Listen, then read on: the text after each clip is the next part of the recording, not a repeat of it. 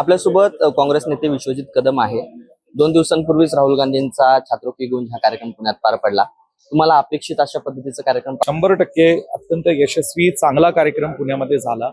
विद्यार्थी बंधू भगिनींनी प्रचंड उत्स्फूर्त असा प्रतिसाद दिला आणि खरोखरच म्हणजे महाराष्ट्रातले जे कानाकोपऱ्यातले देशातले कानाकोपऱ्यातले विद्यार्थिनी जे पुण्यात येऊन शिक्षण घेतात अशा विद्यार्थ्यांची संवाद झाला आणि यशस्वी कार्यक्रम झाला.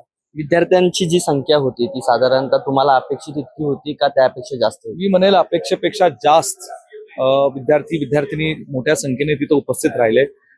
केवळ 6 दिवसाच्या कालावधीत 25,000हून अधिक त्या ठिकाणी मला वाटतं 30,000च्या आसपास विद्यार्थिनींचं आणि विद्यार्थ्यांचं रजिस्ट्रेशन झालं होतं.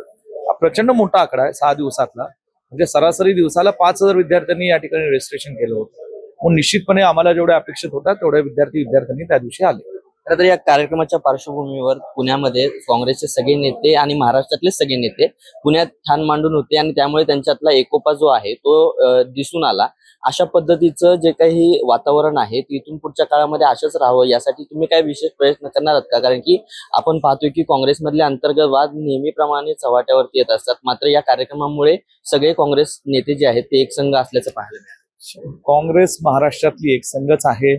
ज्येष्ठ आहेत, आम्ही तरुण पिढी आहोत, सगळे एक दिलाने एक विचाराने आदरणीय राहुलजी गांधींच्या नेतृत्वाखाली काँग्रेस पक्षाच्या विचाराने खंबीरपणे काम करतोय आणि ज्येष्ठांचं मार्गदर्शनही आयुष्यात महत्वाचं असतं. तसं काँग्रेसच्या ज्येष्ठ नेतृत्वाचं मार्गदर्शन आम्हाला मिळते, आमचं भाग्य आहे. या कार्यक्रमाच्या पार्श्वभूमीवर तुम्ही पुणे महानगरपालिकेमध्ये येऊन आयुक्तांशी भेट घेतली होती.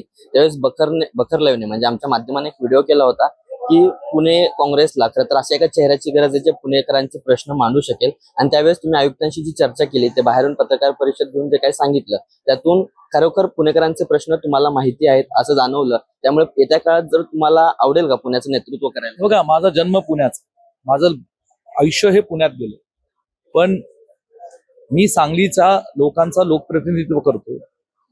सांगलीतल्या माझ्या पलूसकडे गावच्या लोकांनी आमच्या वडिलांना आशीर्वाद दिला, साथ दिली आणि आमच्या वडिलांना तर एक अत्यंत कठीण काळात आणि संघर्षाच्या काळात साथ दिली. त्याच लोकांनी मला पदरात घेतलं, मला आशीर्वाद दिला. मला महाराष्ट्रात विधिमंडळाचा सदस्य म्हणून सांगलीतल्या माझ्या पलूसकडे गावातल्या लोकांनी आशीर्वाद साथ देऊन पाठवलं, काम करण्याची संधी दिली. माझं राजकारण हे सांगली जिल्ह्यात आहे. सांगलीच्या मातीत मी महाराष्ट्राचं राजकारण करेन. पुण्यातला एक नागरिक म्हणून आणि पुण्यातला महाराष्ट्राचा एक नागरिक, पुण्याचा विकास व्हावा, लोकांचे प्रश्न सुटावे त्यासाठी मी सातत्याने प्रयत्न करत आहे आणि मी माझा आवाज पुण्यातल्या नागरिकांसाठी हा उठवतच राहील. पुण्याच्या लोकांचे प्रश्न सोडवायला मला पुणे महानगरपालिका काय आणि महाराष्ट्राच्या मंत्रालयाची पायरी काय, कुठली पायरी चढावी लागली तर पुण्यातल्या लोकांसाठी मी ती कधीही चढायला तयार आहे. पुणे काँग्रेसमध्ये त्या चेहऱ्याची उणीव आहे ती तुमच्यामुळे कदाचित पूर्ण होऊ शकते. पुण्यामध्ये काँग्रेसच्या मानणारा एक मोठा वर्ग आहे.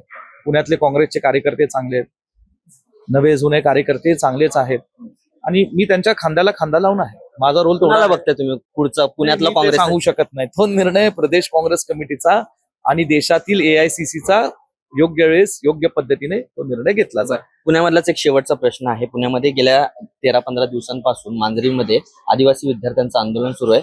राहुलजींनी स्वतः या संदर्भामध्ये देवेंद्र फडणवीस यांना पत्र दिलंय. कसं बघताय या सगळ्याकडे आणि महाराष्ट्र सरकारने कशा पद्धतीने दखल घेणं अपेक्षित? नाही, मुळात काय आहे की गेले 13 दिवस आदिवासी समाजातले विद्यार्थी हे आज आंदोलन करतात आणि ही अत्यंत दुर्दैवी बाब आहे की यांना 13 दिवस आंदोलन करावं लागतं. महाराष्ट्राच्या आदिवासी मंत्र्यांनी मनाचा मोठेपणा दाखवून त्यांची दखल तिथे जाऊन घ्यायला हवी होती. जे काय त्यांच्या मागण्या आहेत, ठीक आहे, एखादी मागणी त्याला कसा मार्ग काढायचा हा संवादातून विषय होऊ शकतो, पण संवाद करायला विद्यार्थ्यांना भेटलं पाहिजे ना. पण किमान इतर मागण्या तरी पूर्ण कराव्यात. काल राहुलजी गांधींनी छात्रों की गूंज मध्ये आदिवासी आमच्या विद्यार्थी भगिनींनी त्यांची भावना व्यक्त केली. दुसऱ्या दिवशी कालच राहुलजींनी त्याच्यावर ट्विट केलं, माननीय मुख्यमंत्री महोदय फडणवीस साहेबांना पत्र लिहिलेलं आहे. म्हणून आदरणीय फडणवीस साहेबांनी आणि महाराष्ट्राच्या सरकारने लगेच यांची दखल घेऊन हा प्रश्न सोडावा अशी माझी विनंती आहे. खूप धन्यवाद. तर आपल्यासोबत काँग्रेस नेते विश्वजित कदम होते. विश्वजित भालेराव, बखर लाईव्ह, पुणे.